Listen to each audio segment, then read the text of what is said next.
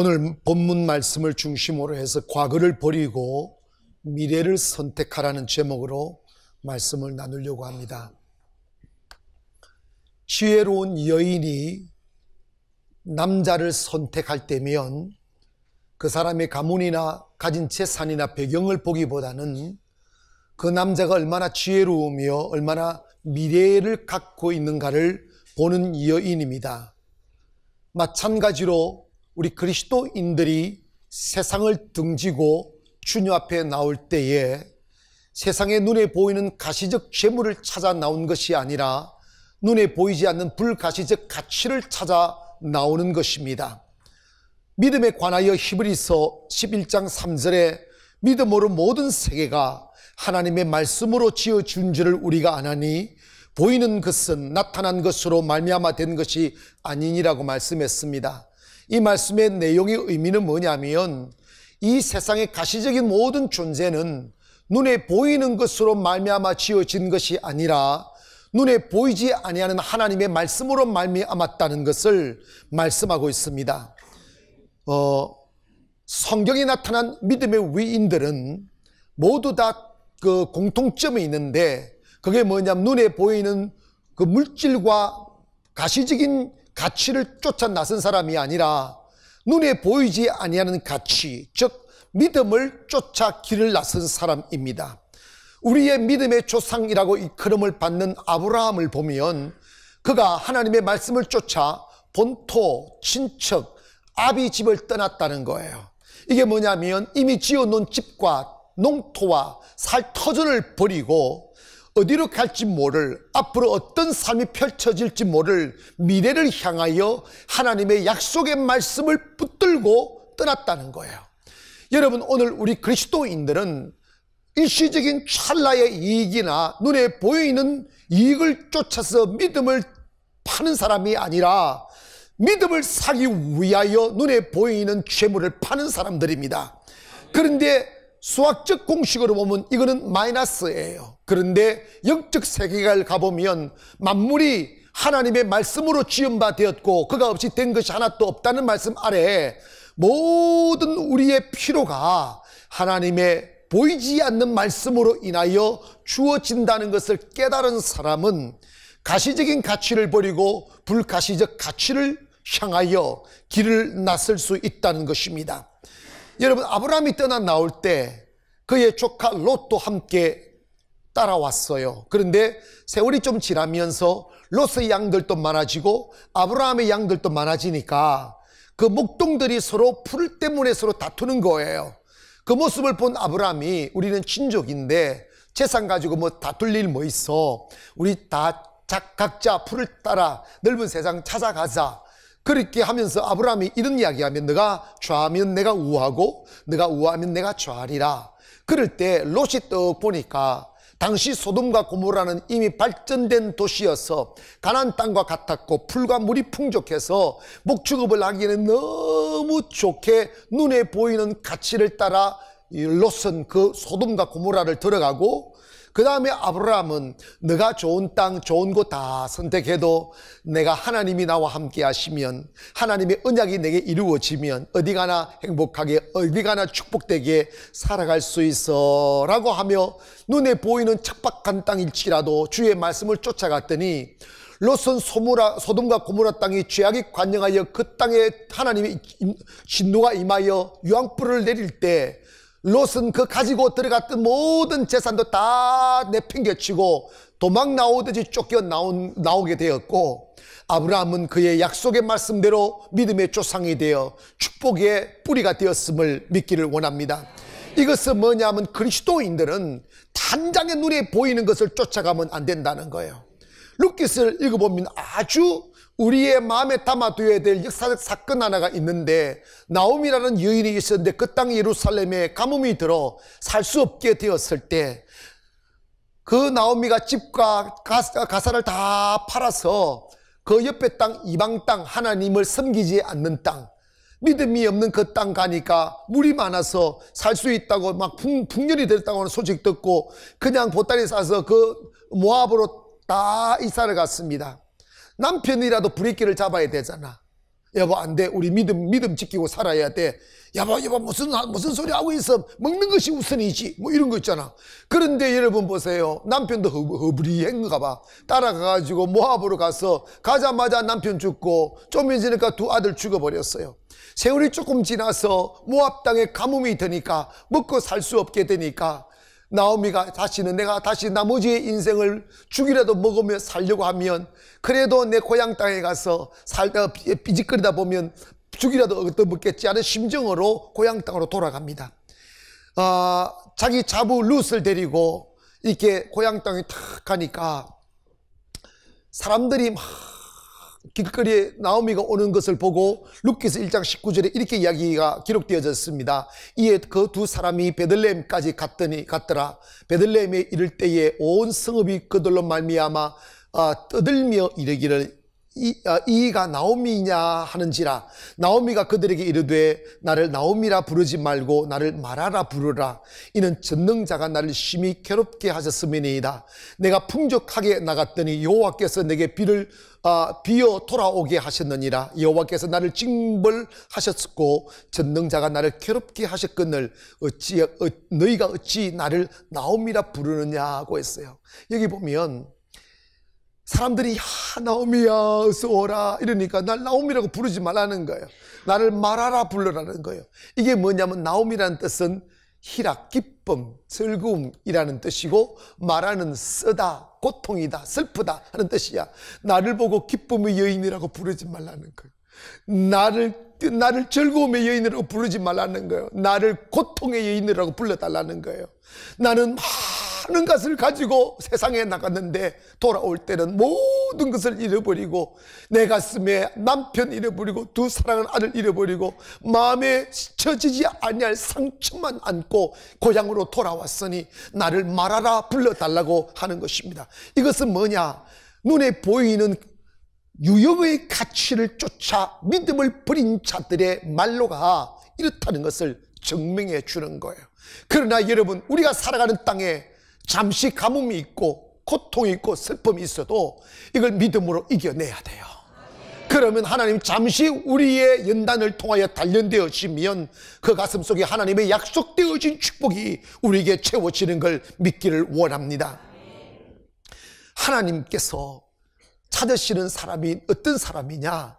여러분, 정말 하나님이 쓰시는 사람이 되려면 믿음의 사람, 믿음의 마음을 가져야 되고, 더 나아가서 하나님의 역사는 수레바퀴처럼 돌아가는데, 모세가, 오늘 본문 말씀은 모세가 죽은 뒤에 여호수아가 모세의 후계자로 세워지는 배경을 설명하고 있습니다.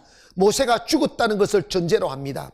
이 땅의 권력자도 죽고 재물가도 죽고 정치가도 죽고 다 죽습니다. 그러면 다음의 역사의 키를 누가 잡느냐? 하나님이 예비하신 사람, 하나님 앞에 준비되어진 사람이 역사의 키를 잡는 것임을 믿기를 원합니다.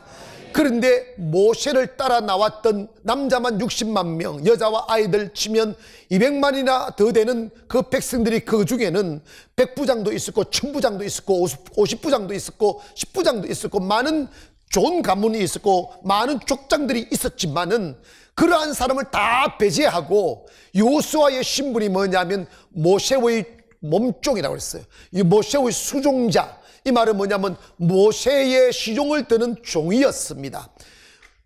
발이나 씻겨주고 밥이나 차려드리고 옷이나 데려드리는 그러한 사람인데, 나라를 다스리는 지도자, 민족을 다스리는 지도자를 그 도시에 그 땅에 많은 지식이 있고 배경이 있는 사람을 안 쓰고 몸종을 들어서 하나님이 모세의 후계자로 만드셨던 이유가 무엇일까를 생각하는 거예요. 사랑하는 여러분, 여러분의 미래는 운명이나 막연함 속에 내맡겨진 게 아니고 하나님이 여러분을 쓰시면 사람은 바뀌는 거예요.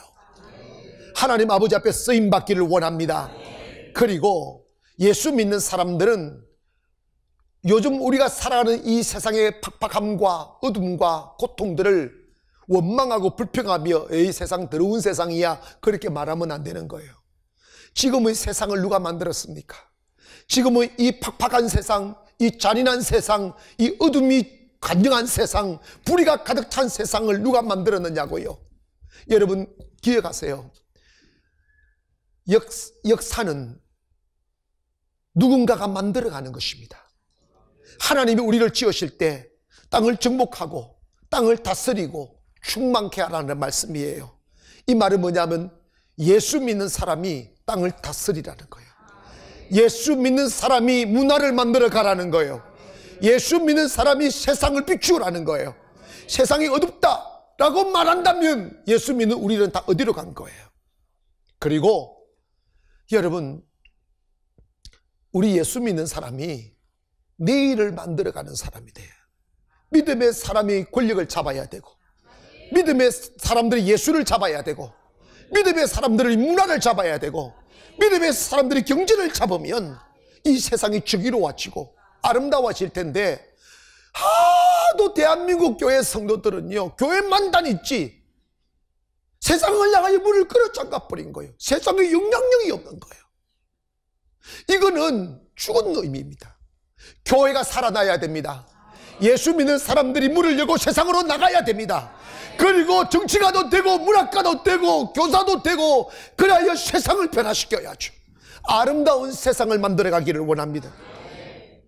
하여 이스라엘 백성들을 이끌어가 가나안으로 이끌 지도자를 뽑을 때 모세 이후에 여호수아를 뽑았는데 왜 여호수아를 뽑았을까? 그 말씀을 나누면서 오늘 우리도 그런 사람이 되어서 역사의 키가 여러분의 손에 맡겨지기를 원합니다. 그러기 위해서는 첫째로 우리의 가슴 속에 높은 이상을 가져야 됩니다. 따라합시다. 주여, 제게도 높은 이상을 주시옵소서. 하나님이 누구를 쓰시느냐 하면 높은 뜻을 가진 사람을 쓰십니다. 사람은요, 가만히 내버려 두면 본능적으로 그가 바라고 소원하는 바가 뭐냐면 그냥 어떻게든지 간에 내 배부르고 안전하고 편안하게 사는 데다가 자연스럽게 초점을 맞추고 살아가게 되어져 있어요. 그렇게 되면 나도 불행해지고 이웃도 불행해지는 거예요. 하나님이 쓰시는 사람은 내 자신과 내 가정을 뛰어넘어 민족과 열방을 가슴에 품는 이상 있는 사람을 쓰시는 거예요. 여러분, 여러분의 자녀들이 성공하고 행복한 내일을 살아가려면 자녀들의 가슴 속에 이기심을 심어주고, 야, 너만 먹어, 너만 입어, 너만 조심해, 이렇게 가르치면 여러분 불행해집니다. 자녀들에게 내가 이 세상에 태어나 나의 목마름과 배고픔의 노예로 사는 것이 아니라 그 가슴 속에 꿈을 심어줘야 돼요. 민족을 향한 꿈, 열방을 향한 꿈, 할렐루야, 하나님의 나라를 만들어가는 꿈들을 세워줘야 돼요. 그런데 아무리 많이 배우고 좋은 여건 속에 살아도 사람이 성령을 받지 아니하면 높은 이상이 안 생기는 거예요. 꼭 기억하세요. 죄송합니다. 저 개인적인 이야기를 해서 저는 어릴 적에 거제도에서 웃자다가 거제도에서 살았는데, 우리 아버지가 너무 격변의 시대를 산 사람이에요. 외정시대 때 일본에 건너가서 유학을 할 때 조선제의 소리 듣고 피눈물 흘리며 공부했던 시절이 한이 되고, 그 다음에 한국으로 나오니까 6.25가 일어나가지고 온 땅, 우리 조선이 그냥 피바다가 되고, 그리고 우리 아버지가 의학 공부해 놓으니까 영어하고 의술이 있다 보니까 야전병원 사령관 하다 보니까 수백 명 하루에 죽어가는 사람들을 막 보는 거예요.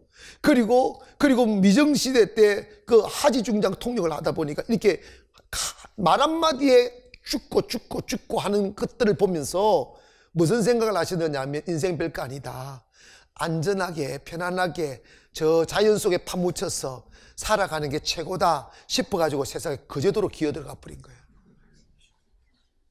그래가지고 제가요, 거제도 촌놈이 안 된 거 아닙니까? 그런데 여러분, 그러다 보니까 저희 아버님이 욕구불만에, 제가 요즘은 다 이해가 가는 거예요. 거기에 말이 통하는 사람이 있습니까? 꿈을 이룰 수가 있습니까? 이게 그러다 보니까 불만족이 빠진 거예요. 그러면서 마음속에 하나, 남자는 강하게 키워야 된다. 남자들은 자식은 강하게 키워야 된다. 자기가 살아온 세상이 너무 거칠다 보니까 강하게 키워야 된다는 이 일념으로 아들들은 너무 강하게 키워놨어요. 두드리 패고 무섭고 숨을 쉬지 못하도록. 그런데도 불구하고 제가 교회 다니면서 뭐가 있는지 하면 꿈이 있은 거예요. 초등학교 때부터 정말 그 적막한 현실 속에서 학교라는 곳은 초등학교밖에 없어요. 아니야, 초등학교도 없었어요. 국민학교 있었어요.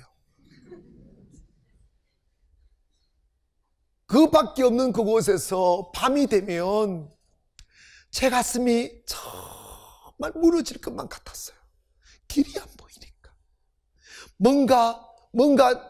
뭔가 뜻있는 삶을 살고 싶은데 길이 안 보이니까 아무 뜻도 모르고, 하나님 내가 크면 전기불이 없으니까 별이 그렇게 반짝거리잖아. 저 밤하늘을 비치는 별처럼 살게 해달라고. 한 부지 달이 나오면 또 달처럼 살게 해달라고. 이러면서 밤마다 그 마음의 적막함을 교회 뒷동산에 올라가서 기도하면서 어린 시절을 보냈습니다. 여러분, 놀라운 것은 철없는 시절에 기도했던 그 기도들이 요즘 다 이루어지고 있음을 보면서 하나님은 오묘하신 하나님이다. 요엘서 2장 28절 보니까 그 위에 내가 내 영을 만민에게 부어주리니 너희 자녀들이 장래 일을 말할 것이며 너희 늙은이는 꿈을 꾸며 너희 젊은이는 이상을 볼 것이다 그랬어요. 이게 뭐냐면 주님의 성령이 임하면 늙은이도 꿈꾸고 젊은이도 꿈꾸고 아이들도 꿈꾼다는 거예요. 따라합시다. 성령을 받으면 높은 이상이 생긴다. 여러분, 성령을 받으면 첫째는 너무 기뻐서 울고, 둘째로는 내가 어리석게 살았음이 느껴져서 울고, 꿈 없이 산 것이 얼마나 한스러운지 몰라요. 그냥 먹어버리면 그만일 빵 부스러기 그거 먹으려고 목숨을 걸었던 그 어리석은 삶이 너무 부끄러워서 통곡하는 거예요. 사랑 여러분이 성령을 받으면 높은 이상이 생기는 거예요. 여러분, 오늘 우리의 가슴 속에 그냥 편안하게 살면 그만이다는 이 망의 생각이 떠나가고 여러분의 나머지의 삶의 가치를 위하여 높은 이상이 생겨나기를 원합니다. 너무 가난하게 태어나 초등학교도 나오지 못한 아브라함 링컨, 하루는 너무 책을 읽고 싶어서 이웃집에 가서 책 한 권을 빌려와 책을 읽다가 그날 밤 비가 와서 그냥 책을 읽다가 이렇게 잠이 들었는데 지붕이 이렇게 뚫려 있어 놓으니까 비가 새서 그 책이 다 젖어 버린 거예요. 그래서 이 아브라함 링컨은 그 책값을 보상하기 위하여 그 옆집에 가서 일주일을 노동해주고 책값을 보상해주면서 자랐다잖아. 그렇게 가난하고 배움 없는 그가 16살 되는 날 오리온주 한 거리를 걷는데 그가 보지 못할 고통을 보게 된 거예요. 뭐냐면 노예시장을 보게 됐는데 세상에 아버지와 아들을 끌고 가 경매장 위에 올려놓고 경매를 붙여서 산 사람이 그 아버지와 아이들을 생이별 만들고 밧줄에 묶어서 끌고 가고 어미와 딸을 세워놓고 그냥 돈 주고 사서 어미와 딸을 그 슬픈 고통의 이별을 만들며 개처럼 끌고 가는 그 현장을 바라보고 하나님이여, 이것은 아닙니다. 어찌 사람이 사람을 값으로 팔아서 노예로 삼을 수 있으며 짐승처럼 살 수 있게 만들겠습니까? 하며 그가 커서는 저 노예가 되어 피부색 하나 금없다는 그것 때문에 노예가 되어 가정이 깨어지고 행복이 깨어지고 평생 생존을 위하여 짐승처럼 일하며 살아야 되는 그 비극의 삶에서 그들을 구해내주기 위하여 노예 해방의 꿈을 꿉니다. 그래, 그 꿈을 이루기 위하여 배움 없고 배경 없고 돈 없으면서도 수없이 꿈만 외치면서 수없이 주지사 선거에 들어가도 떨어졌다가 마지막에 대통령 선거에 나가가지고 대통령이 돼버렸는데 실패가 축복이 돼버린 거예요. 그래가지고 결국은 남북정쟁을 통해서 노예 해방을 시키고 지금도 세계 정치가 중에서도 가장 존경받는 대통령이 누구냐 하면 미국의 16대 대통령 아브라함 링컨을 꼽지 않습니까? 무엇이 그를 그렇게 만들었습니까? 높은 이상이 그를 그렇게 만들었다 이 말입니다. 사랑하는 여러분이요, 우리의 돈 있음이 자랑도 아니고 가문 좋음도 자랑이 아닙니다. 우리 그리스도인의 가슴에 있는 높은 이상이 우리의 자랑이 되었음을 믿기를 원합니다. 여호수아라는 이름은요, 헬라어로 보면 예수라는 말이에요. 이면 자기 백성을 저희 죄에서 구원할 자라는 뜻인데, 여호수아의 가슴 속에 그 사막에서 먼지들 뒤집어쓰며 걸어가면서도 자신은 꿈을 가진 거예요. 내 민족을 위하여 나도 뭐가 해야 될 게, 비록 내가 지금 모세의 시종으로서 수발만 들고 있지만 언젠가는 나도 내 민족과 내 열방을 위하여 쓰임받는 사람이 되겠다는 그 꿈을 꾼 것입니다. 사랑하는 여러분의 기독교는 약속의 종교입니다. 기독교는 미래를 꿈꾸게 하는 종교입니다. 여러분, 교회 오셔서 성령 받으면 달라지는 게 하나 있어요. 그게 뭐냐면 단장의 눈에 보이는 것을 쫓아서 하루를 팔아먹는 사람이 아니라, 지금 비록 내가 배가 고프고 비록 내 앞에 놓여진 길이 거칠지라도 내 가슴 속에 숨겨놓은 이상이 나를 어둠의 잠에서 일으키는, 그것이 바로 기독교인의 가슴입니다. 그래서 여러분이 믿음 생활하고 기도할 때마다 미래의 비전이 와야 돼요.